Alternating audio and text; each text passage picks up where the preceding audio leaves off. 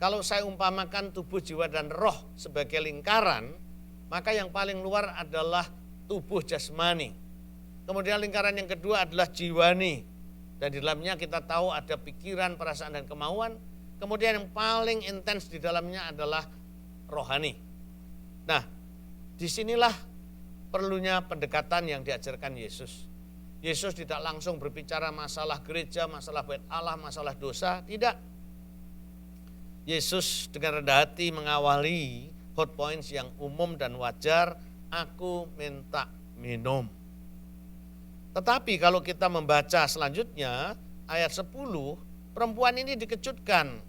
Jawab Yesus kepadanya, jikalau engkau tahu tentang karunia Allah dan siapakah dia yang berkata kepadamu, berilah aku minum, niscaya engkau telah meminta kepadanya, ia telah memberikan kepadamu air hidup.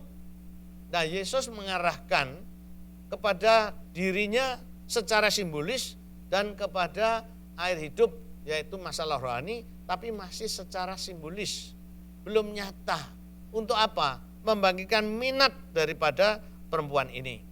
Nah, kesalahan kita seringkali terlalu cepat, kita masuk kepada hal yang rohani yang terlalu dalam, ya bisa disebut ekstrim atau menimbulkan ekses, atau kita memaksa diri menarik perhatian orang lain, tetapi itu lain dengan menarik perhatian dan menarik minat.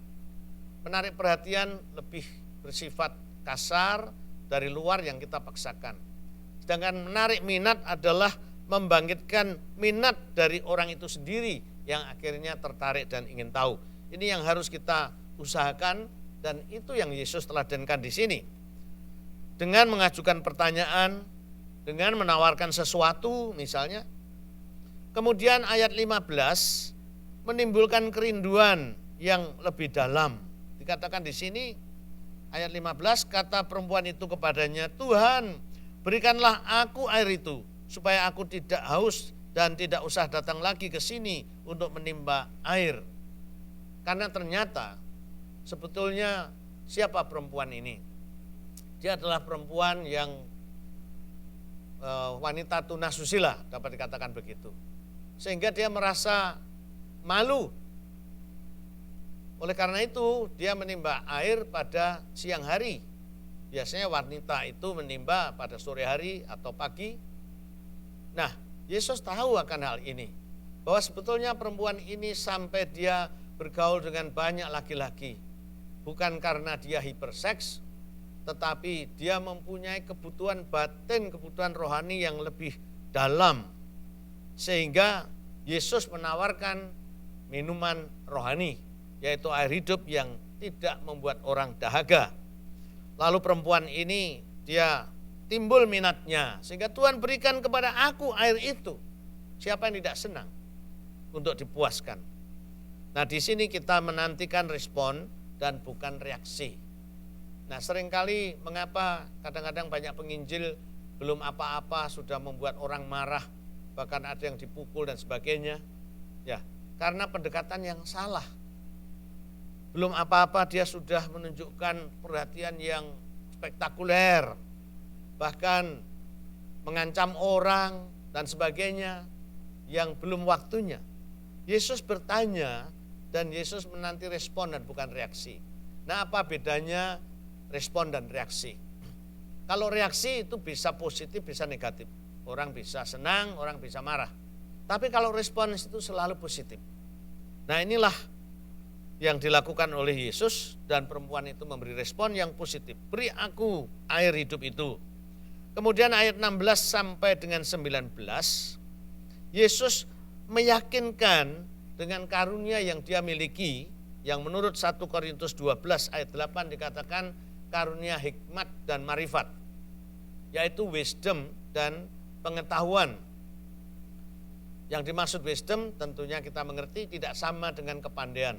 Saudara bisa lulus sekolah teologi, bisa master misiologi, tapi belum tentu saudara dapat hikmat. Hikmat adalah wisdom, kebijaksanaan, terutama dalam menghadapi kesulitan dan masalah. Nah, Yesus memiliki karunia itu. Kemudian karunia pengetahuan adalah karunia Roh Kudus yang membuat kita bisa mengerti apa yang dipikirkan orang, apa isi hati orang tersebut. Nah, di sini yang penginjil perlu berdoa supaya Roh Kudus memberi karunia itu untuk bisa meyakinkan. Kemudian baru ayat 19 sampai 24 Yesus mengadakan koreksi. Pada waktu itu perempuan, mari kita baca ayat 19. Kata perempuan itu kepadanya, "Tuhan, nyata sekarang padaku bahwa engkau seorang nabi.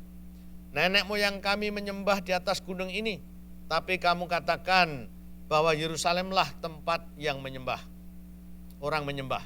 Kata Yesus kepadanya, "Percayalah kepadaku, wahai perempuan, saatnya akan tiba bahwa kamu akan menyembah Bapa bukan di gunung ini dan bukan juga di Yerusalem.